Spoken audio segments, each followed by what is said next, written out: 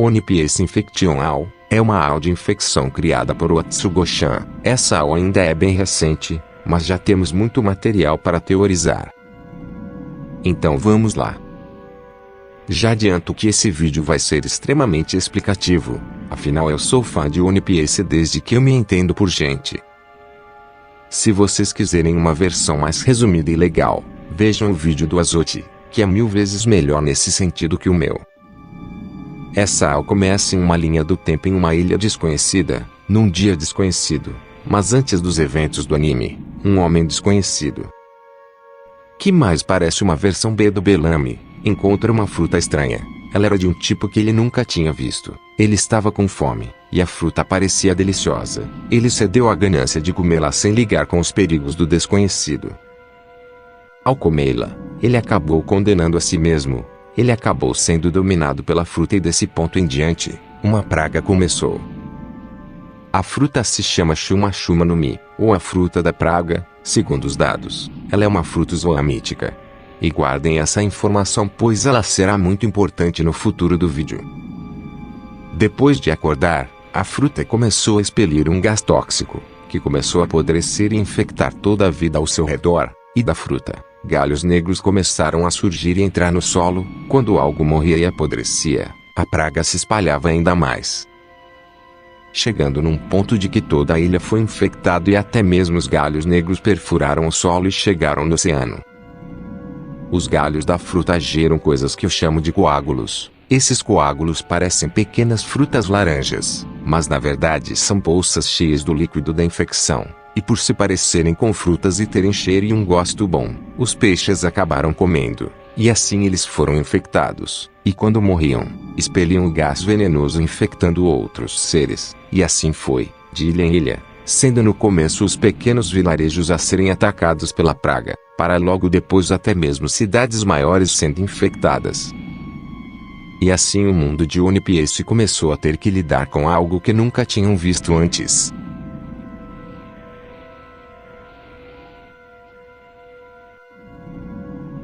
O primeiro episódio mostra Chopper tendo que cuidar de Zoro, que acabou sendo infectado nos eventos da vila de Sirup. Ele está no estágio 1 da infecção e um dos seus olhos foi tomado pela infecção. Chopper tenta estourar o coágulo, mas ao estourar, ele se regenera. Então ele manda o Zoro descansar e vai ver seu outro paciente, que é o Sop. Ele entra num quarto trancado e vê o Sop. Ele já está no estágio 4 da infecção e o seu corpo acabou se separando. Ele já entrou na tripulação infectado e se mutou lá dentro, tendo que ser trancado no quarto. Ele tenta atacar o Chopper pois não consegue controlar sua fome, mas logo ele é imobilizado e tem seu rosto acertado com água para o tornar normal de novo. Chopper analisa ele e faz suas anotações. No segundo episódio o Sop acaba se soltando e invade os aposentos dos Chapéus de Palha e tenta atacar o Luffy, mas acaba sendo acertado por água e acaba voltando para o seu quarto. No terceiro episódio, o Sanji está desesperado pelo fato de que as provisões estão acabando e agora todos estão com fome e não tem nada para comer. Afinal está difícil conseguir comida pois, como eu disse, a infecção infectou os peixes e as plantas. Logo ficaria mais complicado conseguir comida. E isso estava o deixando maluco. Afinal lembre-se que ele tem trauma de fome severa junto do Zef. E acabou que num ato de desespero, Chopper se oferece para ser uma provisão de emergência aos seus amigos. Ele se oferece para isso e pede para ser rápido. Ele agradece a Sanji e diz que não se arrepende do que fez. Ele diz que sempre vai lembrar deles e que gostou de toda a aventura até aquele momento.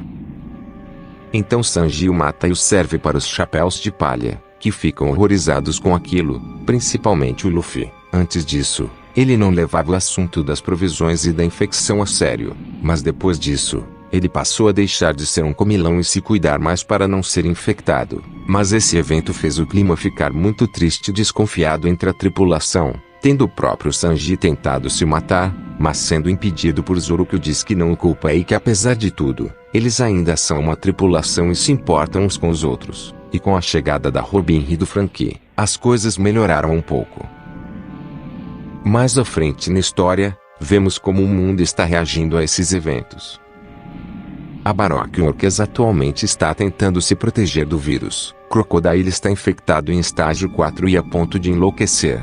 Apesar de tentar se manter no controle e manter sua sanidade, ele capturou a Doutora Kureha para conseguir tentar criar uma cura ou uma vacina para ele, mas todas as tentativas foram falhas. Em outro lugar, Buggy está no navio do Ruivo. Ele está preocupado pois Shanks está estranho. Ele tenta conversar com ele, mas ele vê que o Ruivo está com sua mente quebrada, dizendo que uma grande escuridão estava vindo, e que todos iriam morrer, e continuou falando sobre isso. Acabou que eles brigaram e o Buggy, para não ser ferido por Shanks ou pelo navio da marinha que estava perto, ele foi embora. Depois disso, Shanks foi levado para sua sala pelos seus tripulantes, que estavam preocupados com ele por causa que seus sonhos estavam deixando ele maluco. Nesse mesmo local, Mihawk tinha vindo para falar com o Shanks sobre seus sonhos, mas acabou não conseguindo muita coisa. Ele está tentando encontrar a Ilha da Fruta Shuma Shuma. Seu objetivo é destruir o usuário e acabar com os efeitos da fruta. Outros estão tentando viver com suas mutações, como Robilut SCP-9, Mori e os zumbis, Smoker e afins.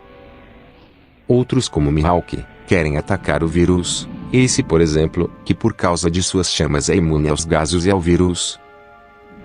Outros já não tiveram a mesma sorte, como Kaia e Meri, que morreram nos eventos da Vila Sirup. Meri foi morto por Kaia, e ela acabou se matando ao não cuidar de sua saúde pois não aguentou ter matado ele.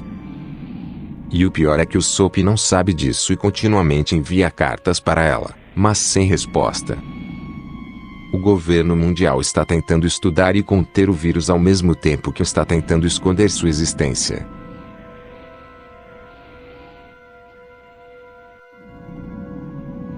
A Shuma Shuma no Mi é uma fruta zoan mítica. Seu principal poder é liberar uma espécie de gás e um vírus capaz de contaminar, mutar e controlar os seres vivos em geral, desde de plantas a animais. Para quem não entende de One Piece, as Akuma no Mi têm 3 tipos: Paramecia, Logia e Zoan. As Paramecias são as que alteram aspectos do corpo do usuário. As Logias alteram o corpo do usuário em aspectos da natureza. As Zoans não transformam o corpo do usuário em algum elemento da natureza ou algo do tipo, e sim em animais, seja por completo ou parcialmente. Uma coisa que todos devem saber é que as Akuma no Mi têm um certo nível de vontade nelas, principalmente as Zoans. Já tento muitas provas que elas têm uma consciência, ou seja, essa fruta age, e faz o que quer não por instinto ou erro, mas sim por sua própria vontade.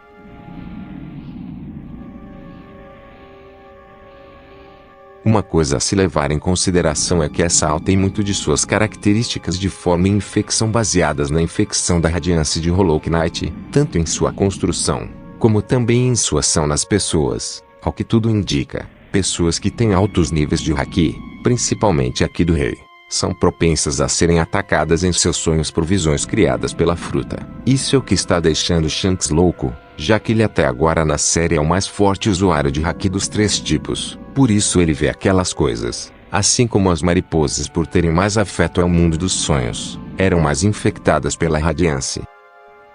Assim como no jogo, há um sangue azul vital, que concede ao usuário mais vida e força e é quase que o oposto da praga, como visto na história de Enel. Ou seja, é de se pensar que no fim, alguém em algum lugar no mundo das vontades que geram as frutas está tentando governar o mundo real através da praga, sendo a fruta a sua própria radiância. Mas para finalizar, uma coisa que me deixa branco de medo, é saber que as Akuma no Mi nascem do desejo das pessoas.